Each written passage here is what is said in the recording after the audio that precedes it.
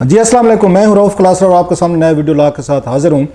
और मेरे साथ इस वक्त जो है मशहूर ज़माना मेरे दोस्त, मेरे मेहरबान, मेरे एडिटर और बड़ा हमारा इनसे एक बड़ा पता मैच पड़ा रहता है, प्यार मोहब्बत हमारा चलता रहता है। मोहम्मद मालिक साहब हैं, किसी तारुफ के मोहताज नहीं है। अमेरिका गए हुए तो उसके बाद ये वहाँ से लंदन भी गए। अमेरिका लंदन दो बड़े इंपॉर्टेंट, आपको पता है, पाकिस्तान के लिए भी बड़े अहम है, दुनिया के लिए भी बड़े अहम है। तो इनकी बड़ी वहाँ पर एक मुलाकात हुई है, इसमें लंदन में हुई है। जब ये वापस आ रहे थे उससे अमेरिका से, तो नवाज शरीफ साहब से इनकी मुलाकात हुई है वहाँ पर। तो बहुत सारी इंपॉर्टेंट इनकी बातें हुई हैं, डिस्कशन हुई है। कुछ खबरें तो ये बताएंगे साफ ज़ाहिर है, कुछ इनसे कोई पूछने की कोशिश करेंगे, प्लस कोई इनका अपना इंप्रेशन पूछेंगे कि मियां नवाज शरीफ साहब जो हैं वो किस हालत में हैं, उनके इनसे क्या गुफ्तगू हुई, क्या खबरें हुई, इनकी अपनी रीडिंग क्या है, उन्होंने कितना बताया ना बताया। और साथ में एक बड़ी इंपॉर्टेंट है कि अमेरिका में वहाँ पर सुना ओवरसीज़ पाकिस्तानी जो भी जाए ना वहाँ से पाकिस्तानी चले जाएँ, और जर्नलिस्ट तो सारे हमारे भाई ओवरसीज़ पाकिस्तानी हैं वो सबको छोड़ के हमें पकड़ लेते हैं। वो ये समझते हैं पिछले 75 साल से हम सहाफ़ी जो है ना, सारे फैसले इस मुल्क के हम लोगों ने किए, अच्छा बुरा जो भी हो है ना, हम उसके ज़िम्मेदार हैं। फिर हमारी वो क्लास लेते हैं, डट के लेते हैं। अब की दफ़ा मालिक साहब उनके हथे चढ़ गए थे और सुने, मालिक साहब ने भी खूब सुनाई है, उन्होंने भी खूब सुनाई है, तो वो भी ज़रा इनसे पूछेंगे। और साथ में थोड़ा सा मौजूदा जो पोलिटिकल ये सिचुएशन चल रही है, खान साहब वर्सेस आर्मी जो गुफ्तगू हो रही है, इस पर बात करेंगे। सो आज के 3 टॉपिक है, तो शुरू करते हैं इनसे मालिक साहब से। ये इनके लंदन यात्रा से करते हैं। मालिक साहब थैंक यू वेरी मच। आपको जब भी मैं गन पॉइंट पे आपको ब्लैकमेल करके मैं ले आता हूँ, आप बेचारे मजबूर हो के आ जाते, बड़ी मेहरबानी सर। तो पहले ये बताएं, इतने सारे अहम इश्यूज़ पाकिस्तान में चल रहे थे, आप यकदम सब कुछ छोड़ के अमेरिका चले गए, लोग हैरान हुए हैं। और इस पर आमिर मतीन साहब के पास तो कई थ्योरीज हैं, मैं यहाँ पे शेयर नहीं कर सकता वो क्या कहते हैं। बहरहाल तो बहुत सारे डाउट्स हैं सर, तो आप भी को अमेरिका को गए? सबसे पहले तो Rauf thank you very much for having me. सबसे पहले तो बड़े लोगों का फ़ोन है कि तुम भी फारिग हो गए हो। अच्छा। मैं कहा नहीं कोई ऐसी गल नहीं। मेरा एक्चुअली एक अपॉर्चुनिटी मिली थी, स्टडी टूर निकला था ऑफ मॉडर्न एग्रीकल्चर। वो बड़ा ज़बरदस्त 7-8 दिन के, उसमें वर्ल्ड्स लार्जेस्ट तो 4-5 कंपनीज हैं, बिगेस्ट इन द वर्ल्ड। उनकी जाके रिसर्च फैसिलिटीज़ देखी, अमेरिकन फार्म्स देखे, फिर probably the biggest farm show on earth है वो जाके अटेंड किया डेमोइन में। और पता लगा कि हम स्टोन एजेस तो छोड़ें, हम उससे भी पीछे। अच्छा जी। और मैं भी इस पर शोज़ करूंगा डिटेल्स में, लेकिन इतना आपको बता दूं कि जो हमारी ब्यूरोक्रेसी है, इनकी नालायकी और इनकी करप्शन की वजह से आज हम ज़रूरी तौर पे तबाह हुए हैं। और बड़ी चीज़ें हैं जो आपको दुख होता है कि things can be done. Agriculture lowest hanging fruit है, आराम से टर्न अराउंड होती है इकॉनमी 1 साल में, 1.5 साल के अंदर। लेकिन यहाँ पर सिर्फ कुछ जाली सीड कंपनीज जो पाकिस्तानी बैठी हुई हैं, जो बिलियंस है साल का, बाय द वे ये अरबों रुपए का कारोबार है, सिर्फ वो कुछ टके आपको मुझे दे दिए, हमारे जैसे अफसरान बैठे हुए हैं, और जनाब अपनी वो बाकी सारी डेवलपमेंट रुकी हुई है और मुल्क की दवाई हो रही है। तो मेरा ठरक है एक एग्रीकल्चर का। मैंने जर्मनी में भी 1-2 चीज़ें देखी थी जाके।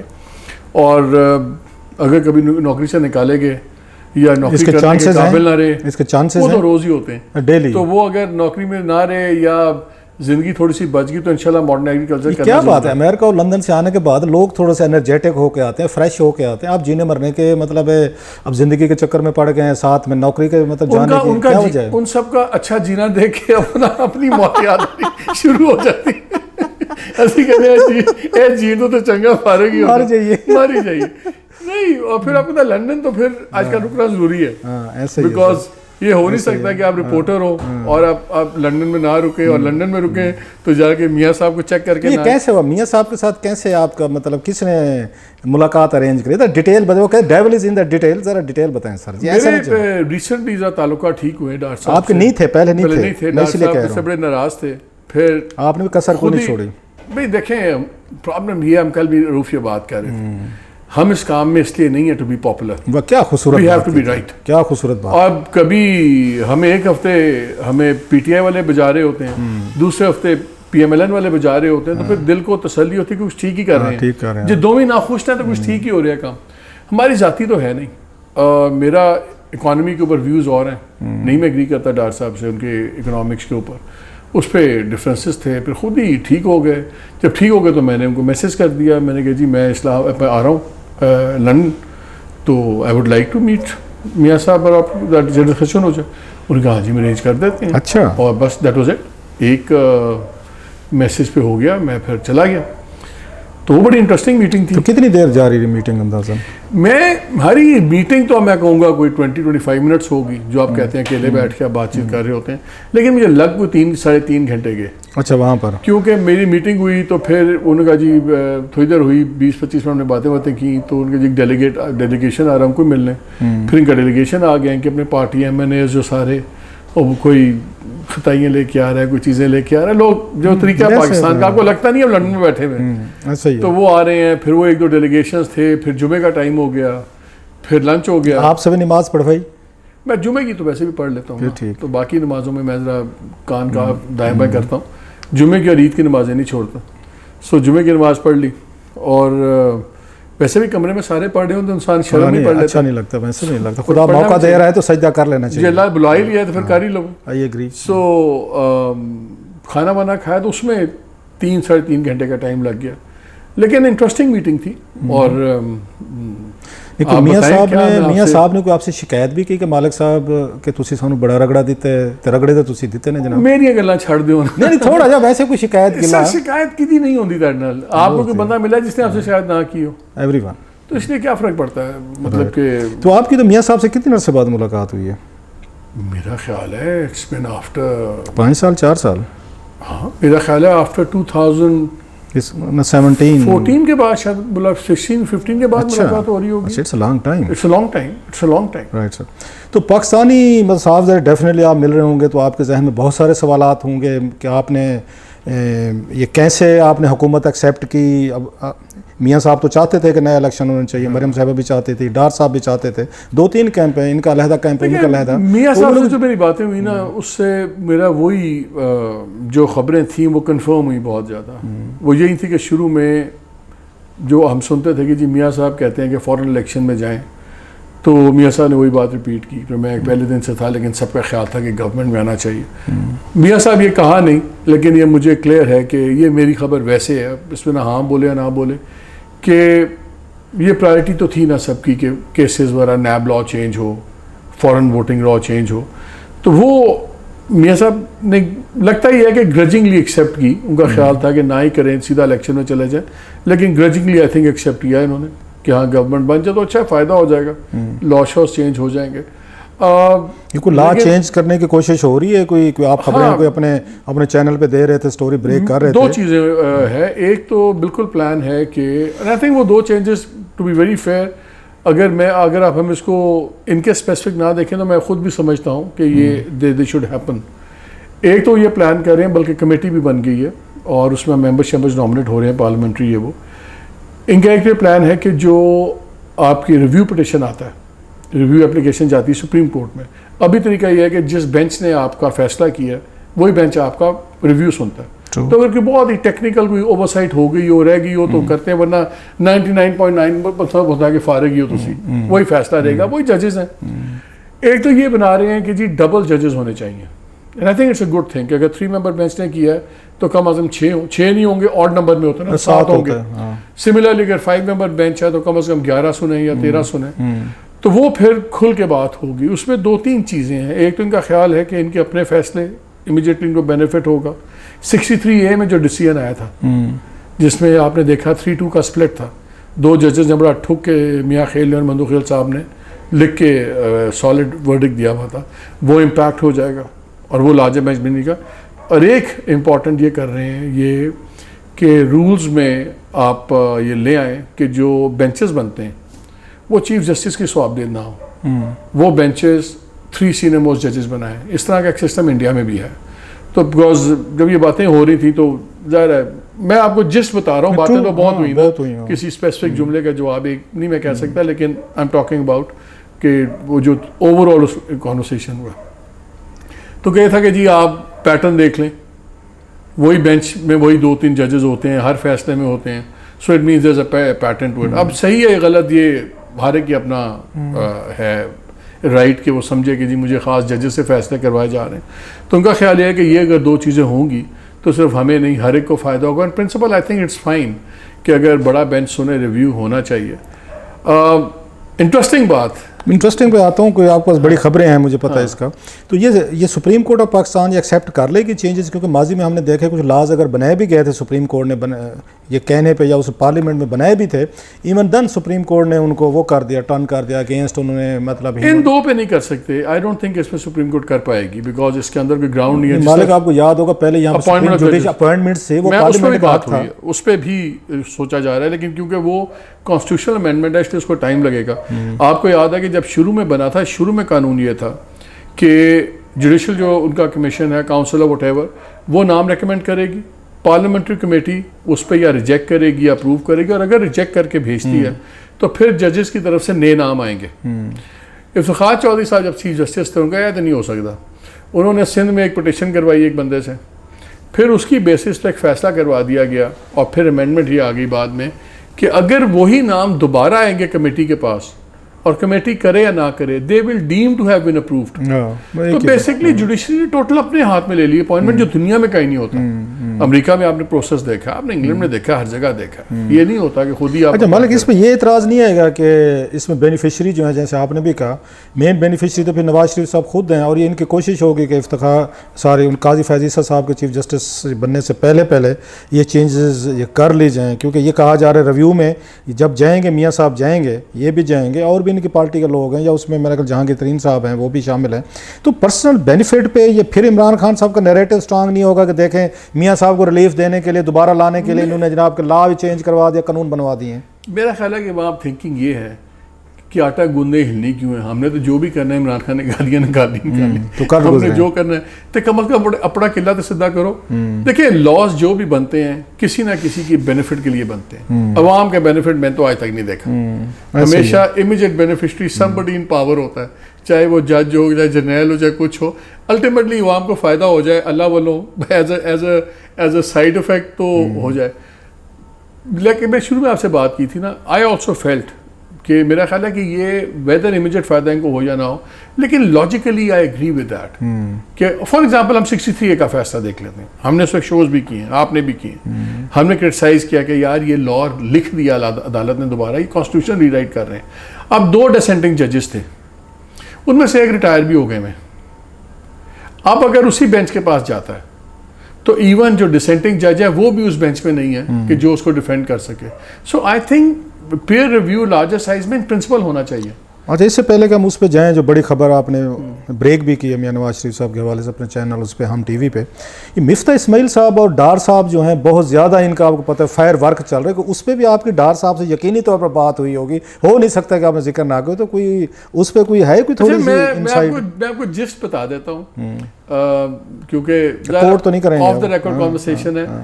जिस्ट ये कि नज़र आता है कि मियाँ साहब नाराज़ हैं मिफ्ता साहब से, खुश नहीं है। लेट्स से नाराज़ का वर्ड मैं यहाँ यूज़ करूँ, खुश डेफिनेटली नहीं है, और उसकी वजह समझ आती क्योंकि डार साहब डेफिनेटली खुश नहीं है, और ये कोई सीक्रेट नहीं है, डार साहब इस पर बड़ी बारी डिफरेंट चैनल्स पे बात कर चुके हैं, इंटरव्यूज़ दे चुके हैं। So his annoyance is not a secret।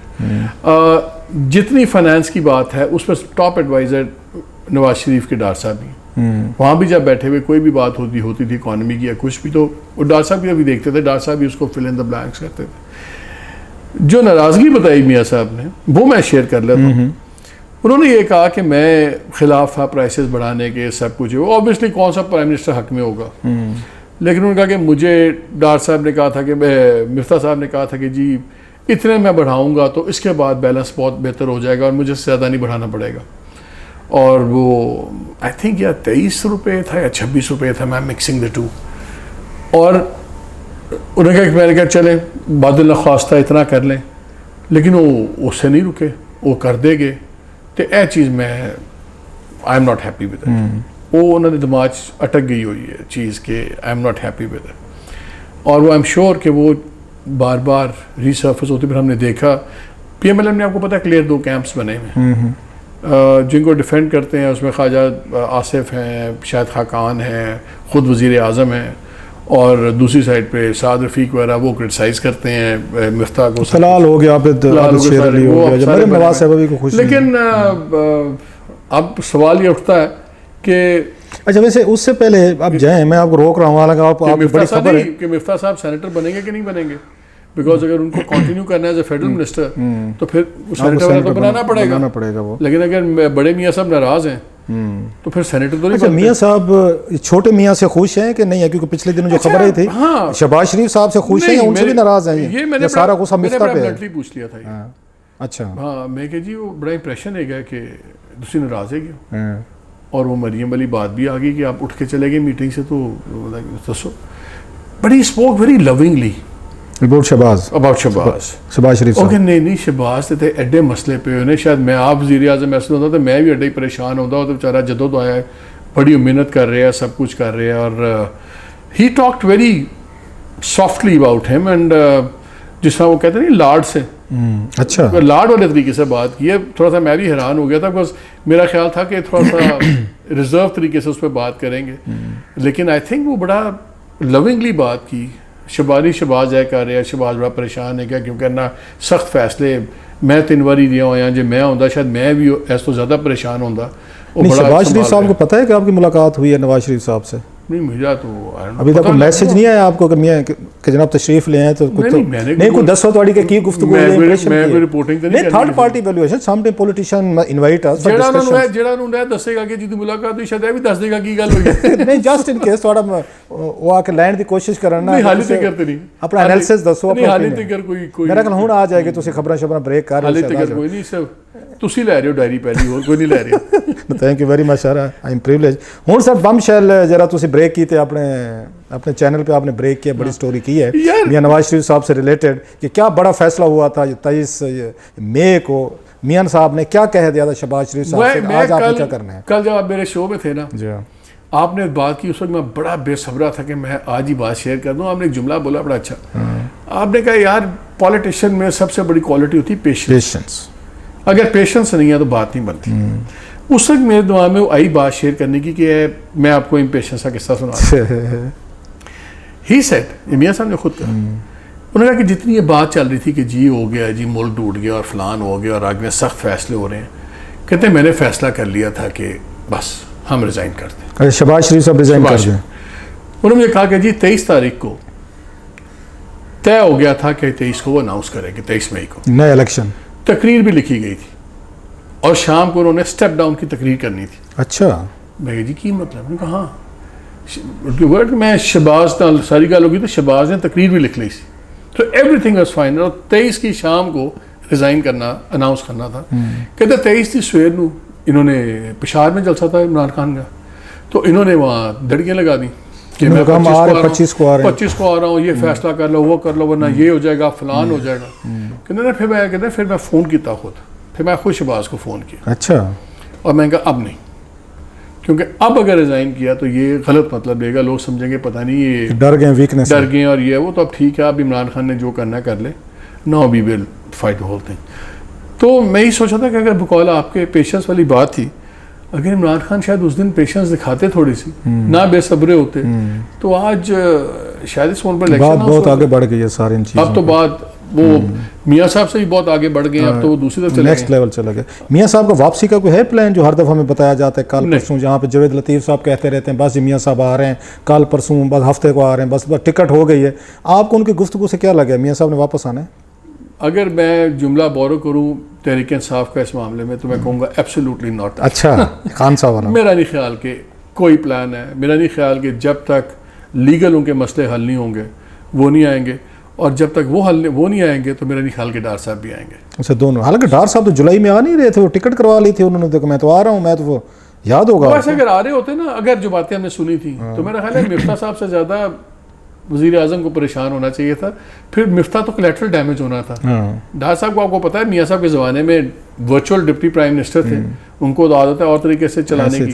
So I think शायद उनको रोकने में मिफ्ता साहब की तो दुआएं होंगी, शायद प्राइम मिनिस्टर की कोई दुआएं भी शामिल हों, बिकॉज उस तरह नहीं होता। और एक परसेप्शन है कि जी शायद उनको रोकने में दोस्तों का भी बिग ब्रदर जो है। हाथ है, वी डोंट नो। अच्छा, दोस्तों के हवाले से, उनकी मतलब पिंडी के हवाले से, एस्टेब्लिशमेंट के हवाले से मियाँ साहब की कोई गुफ्तगू हुई? पहले तो बड़ा सख्त गुफ्तगू करते थे, साफ ज़ाहिर है। आप कोई बात करते हैं कोई हमारे फौजी जर्नल भाइयों के हवाले से, कोई कॉमेंट, कोई एनालिसिस या खामोशी? यार आप बड़ी चीज़ है। अब आप एक आधी मैंने चीज़ रखी हुई थी एक और प्रोग्राम के लिए, वो आप ना तुसी निचोड़ देगी। तुसी बड़े साउथ सर, आप मेरे एडिटर हैं, मैं आपका वो ਤੁਸੀਂ ਸਾਊਥ ਵਾਲੇ ਨਾ, ਤੁਸੀਂ ਗੰਨਾ ਵੀ ਸੈਂਟਰਲ ਪੰਜਾਬ ਤੋਂ ਬਹੁਤਾ ਨਿਚੋੜ ਲੈਂਦੇ ਹੋ। ਮੈਂ ਤੁਹਾਡੇ ਨਾਲ ਤੇ ਬੰਦਾ ਗੱਲ ਕਰੇ ਨਾ ਪੁੱਠੀ ਪੈ ਜਾਂਦੀ। नहीं सर जी, आप मेरा एडिटर है, मैं आपको रिपोर्टर हूँ, आपसे रिपोर्टिंग सीखी है मैंने। मेरा ख्याल है जो बहुत ज़्यादा इंपॉर्टेंट था ना आर्मी पे, वो कहने से ज़्यादा वो था जो नहीं कहा उन्होंने। अच्छा, मैंने बड़ी कैटेगोरिकली पूछा उनसे कि यार ये बताएंगे क्या हो रहा है अबाउट फौज के अंदर, आपके ख्याल में एक्सटेंशन होगी नहीं होगी, जर्नल हैं, कोई सोचा है, कोई। मुझे I never expected an answer, कोई नहीं बताता इस पर। आपने एक्सटेंशन पे पूछा? एक्सटेंशन का ही पूछा, नई अपॉइंटमेंट का ही पूछा। सवाल करने में हमारा क्या जाता है, तो खुल के सवाल किए दोनों, ठीक है ना। एक्सटेंशन पे इंटरेस्टिंग बात ये थी कि उन्होंने उसको अपोज नहीं किया। ये जनरल बाजवा साहब के एक्सटेंशन के सवाल पे अपोज नहीं किया। उन्होंने ये नहीं कहा कि नहीं ये नहीं होनी चाहिए, उन्होंने ये नहीं कहा होनी चाहिए। लेकिन मैंने 2-3 तरीके से जब सवाल पूछा तो मैं सब ये देखना चाह रहा था, टू बी वेरी ऑनेस्ट, कि मियाँ साहब ना भी करते हैं इस पर कि नहीं करते। उन्होंने साइड स्टेप किया, उसको कोई बोले नहीं कि हाँ होना चाहिए, यानी कि होने में एक होता है ना, उनका आदत है, वो कहते हैं नहीं प्रिंसिपल या नहीं होना चाहिए, होना चाहिए। He was very quite on that. Army chief की अपॉइंटमेंट पे बात हुई तो उन्होंने कहा कि अभी तक हमारी बात नहीं हुई इस पर। अच्छा, तो न्यू आर्मी चीफ पे? हाँ, अभी उनकी बात नहीं हुई। अब देखते हैं शहबाज साहब जाते हैं कि नहीं जाते, लेकिन मेरा ख्याल ये है कि अपोज उन्होंने नहीं किया। आपकी अपनी क्या रीडिंग है? आपको 30-35 साल हो गए इस्लामाबाद में रिपोर्टिंग करते हो, टॉप लेवल पर एडिटर भी रहे हैं, ये पार्लियामेंट की रिपोर्टिंग भी आपने बड़े अरसा की है, डायरीज लिखी हैं। आपकी रीडिंग क्या कहते हैं? एक्सटेंशन दे रहे हैं, नया चीफ लाएंगे, ये इनको क्या सूट करता है? इमरान खान साहब की इन स्पीचेस के बाद जब वो बिल्कुल सीधे हो गए एस्टेब्लिशमेंट और फौज के दरमियान, इनको तो सूट यही करता है कि एक्सटेंशन दे दें। इनको करता है बिकॉज वो कहते हैं ना अंग्रेजी में, better to know the devil than the devil you don't know, but not devil in that sense. पता लगे कल ऐसी तैसी तो भी चुके गए हैं। नहीं मेरा इतने अंग्रेजी सारे समझते हैं, टू दे फिगरेटिवली गल हो रही। आई थिंक इनको ये सूट करता है, या इनको ये चाहेंगे कि अगर दूसरा आर्मी चीफ लाए तो वो इनके हक में हो ना हो, कम अज़ कम इनको ये फीलिंग ज़रूर हो कि खान साहब के हक में नहीं है। बिकॉज हक में तो 5 लगा के देख लिए इन्होंने। मियाँ साहब का तजर्बा आपकी दफ़ा नया तजर्बा कर देखें, वैसे करेंगे नहीं? वैसे मुझे ये शक है, इतने नहीं है ये, फिर उसी चक्कर में पड़ेंगे। मियाँ साहबान का अपना बंदा लबना चाहिए, कोई वफादार होना चाहिए, कोई कश्मीरी होना चाहिए, कोई लाहौरी होना चाहिए। आप मुझे स्टेटमेंट देखें, जो परसों की स्टेटमेंट थी इमरान खान साहब की, उसमें उन्होंने जो मार्जिन और टाइट कर दिया, उन्होंने जो तासुर ये दिया कि जी अब कोई भी ऐसा, उन्होंने सब पे क्वेश्चन मार्क लगा दिए सारे आर्मी चीफ, अगर टॉप के 6-7 लगते हैं कि कोई भी बनेगा, लोग कहेंगे जी ਇਹਦਾ मतलब है कि ਇਹ बंदा ढीला है, ਇਹਨਾਂ ਨੂੰ ਲੱਭ ਲਿਆ, ਇਹਨਾਂ ਨੇ ਜਾਣ ਕੇ ਕੀ ਹੈ। Don't you think it also is a better choice for them कि अच्छा यार जरा एग्जिस्टिंग है ਉਹਨੂੰ ਲਾ ਦਿਓ। इमरान खान साहब ने खुद ही एक्सटेंशन दी। ये मशवरा आपने दिया है मियाँ साहब को? नहीं सर, मशवरा मैंने बड़े अरसा पहले सीख लिया कि सियासतदानों को मशवरा देने की जरूरत नहीं है। हालांकि आप अच्छे मशवरे देते हैं, ये मेरे ज़ाती तौर पर मशवरा देना भी एक आर्ट है, लेकिन you are the best counsellor, जैसे वो गॉडफादर वीटो कॉर्लियन का काउंसलर। हाँ, लेकिन गॉडफादर सुन लेता था उसकी। मशवरा देना एक आर्ट है ना, मशवरा सुनना उससे बड़ा आर्ट है। वाह क्या बात, क्योंकि आपको मशवरा थोड़ा सी ना गर्दन झुका के सुनना पड़ता है, गर्दनें नहीं झुकती इनकी।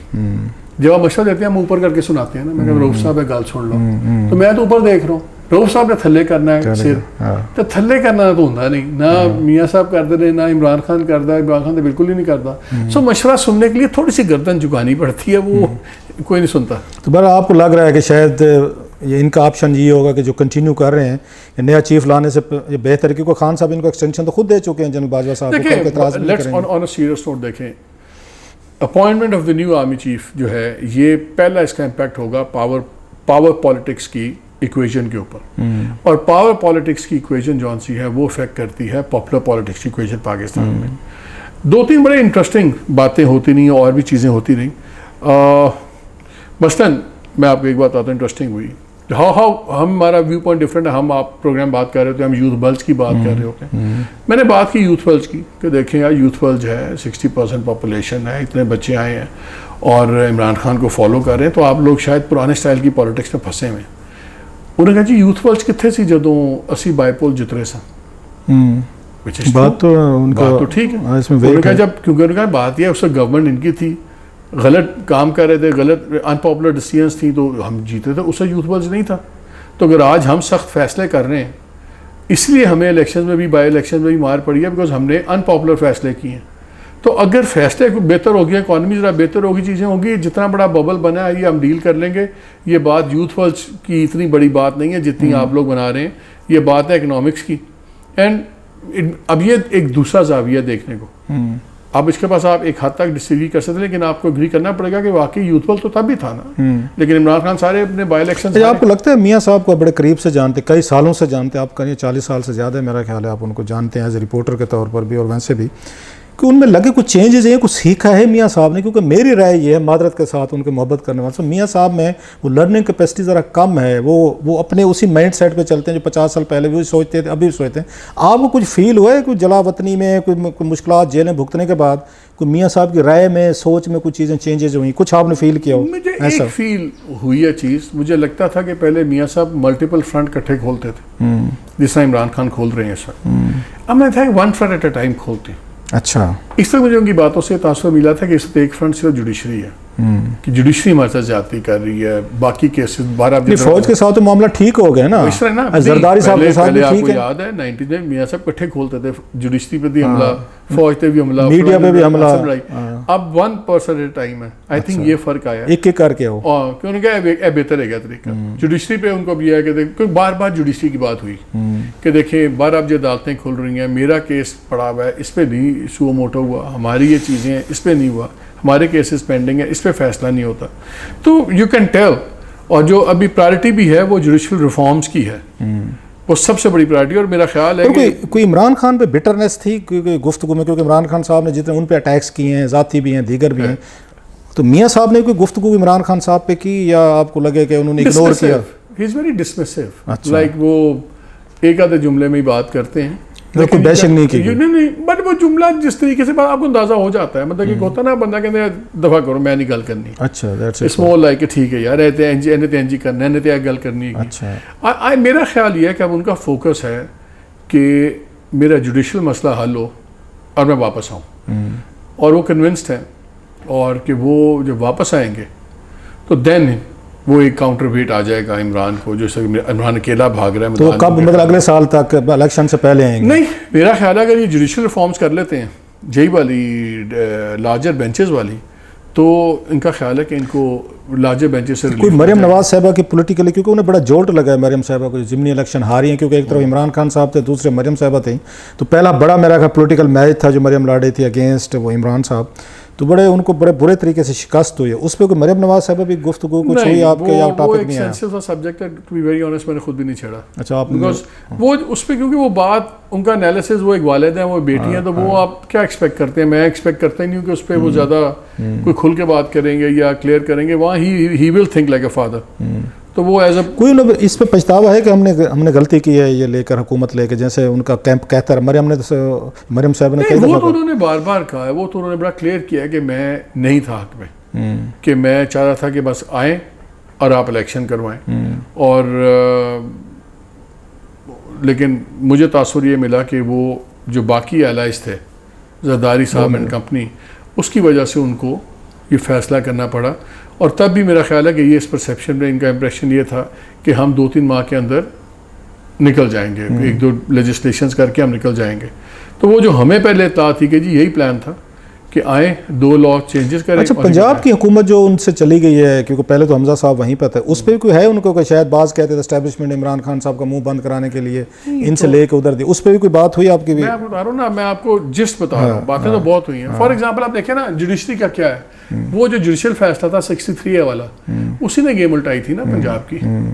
सो अल्टीमेटली वो हार भी तो जुडिशरी के डोर स्टेप पे आती है।